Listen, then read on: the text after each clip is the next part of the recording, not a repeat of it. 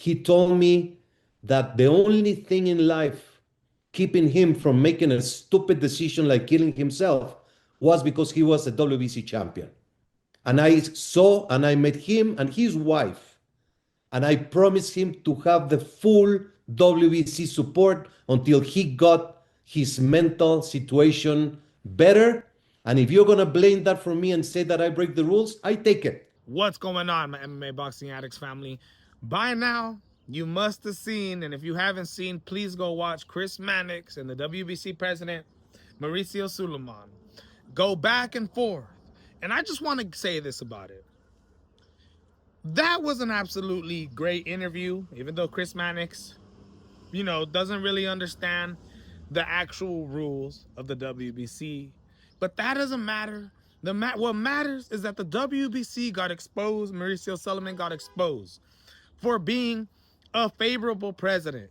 A guy who, if you continue to talk to this guy, send him threats, suicide threats, if you stay on good terms with this guy, if you continue to pay money, they will favor you. No matter the timing or no matter the rankings. Mauricio Sulaiman, in that interview, go watch it. Numerous amount of times he gives reasons for why every situation is happening in the sport of boxing when it comes to the WBC. But what he uses to defend himself, to me, sounds like favoritism. Favoritism. It seems like to me the green belt, the WBC, which is held up here, everybody always talks about wanting to have the WBC bout. That is the one you want. But yet it seems they must be the most corrupt sanctioning body in the sport of boxing. That's my honest opinion, man. I'm not saying, if you want to agree with Chris Mannix, if you want to agree with the rules of the WBC have, the crazy rules that they have, and Mauricio Sulaiman, because let's just say you're one of those people that know the book by word, right? And is an absolute maestro when it comes to the ruling in boxing, and you understand why all this is going down, then that's for you to believe. But there is no way you can say that favoritism isn't going down in the sport of boxing, especially when it comes to the WBC. Saying that Charlo told him if it wasn't for that WBC bout, he would have committed suicide. And because of that, they decide to stick by Charlo. Look it, man.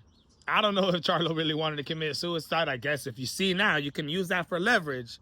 Use that for leverage, anybody. Hey, I'm just saying, if you guys want to use that, you can. Mauricio Sulaiman, obviously, there's times where he goes by the book and the rules, but there's times where they ignore the book and the rules, and they go based off of heart, whether or not they're trying to do a good thing for fighters out there that are good to them. It is favoritism. That's a fact. Now, that is the reason why you see all these other people around the boxing world talking crap on all these sanctioning bodies, talking about Zuffa boxing, Dana White, Turki Al-Sheikh, why they came into this business, seen their opening, seen the corruption, and have decided to mark their own plan. As we get the breaking news, the first world title, championship, Zuffa boxing's cruiserweight world title is on the line between IBF Ring Magazine, undefeated, highly rated. Honestly, a lot of people think he's the best cruiserweight in the world. Forget about Zudo Ramirez.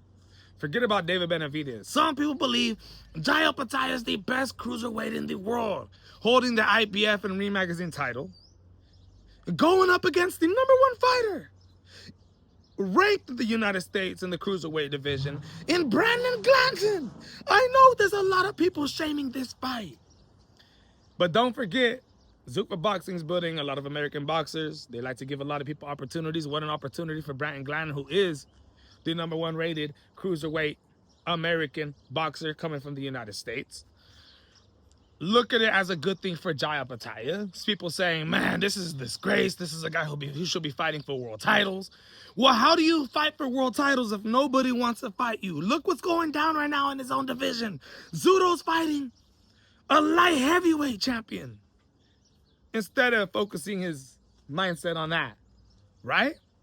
If I'm not mistaken, I remember when he was involved in that Jake Paul card, was at the press conference talking about, I might want to face Jake Paul a couple fights from now.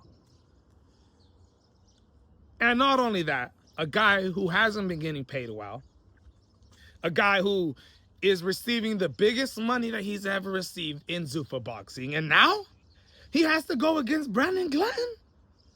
Hey, it's a win-win. He's gonna get paid big money.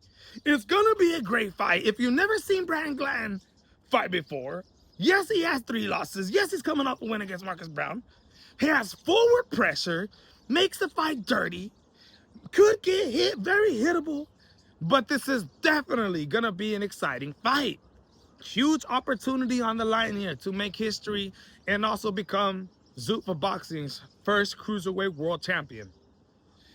This is great for Jai Opetaia, of course, getting way more eyes on his fights now than ever before, making way more money than he did ever before, in a new league that still doesn't have all their fighters, the whole cruiserweight rankings 1 through top 15, who are still building. He's making money in the easiest way right now. There's nothing wrong with that. And eventually, the fights will just continue to get bigger, bigger, bigger, more money, more money, more money. And I won't be surprised if we see bigger and bigger names sign over to Zuffa Boxing.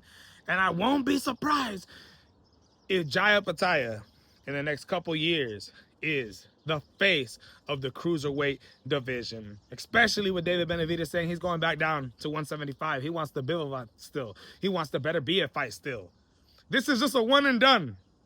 Moving up to the cruiserweight division, he's already spoke about this with the WBC. Mauricio Sulaiman talked about this with, you know, the whole comparison when it comes to Shakur Stevenson not paying us $120,000. Explain. It's the same circumstance with David Benavidez, except David Benavidez asked for permission and he paid us $120,000 to go move up and compete against Zudo Ramirez for his titles, even though the WBC has nothing to do or isn't even involved.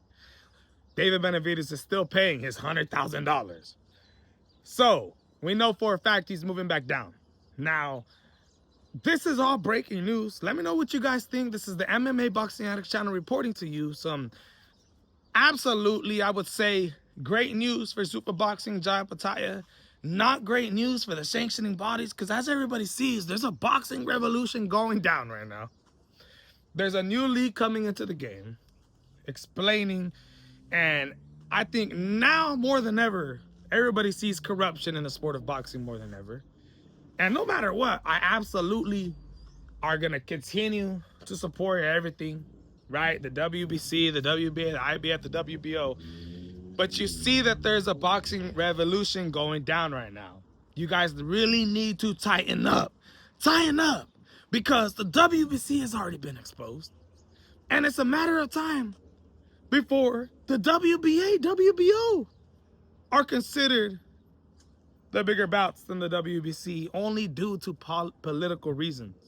Because the way people look at Mauricio Sulaiman. Let me know what you guys think, man.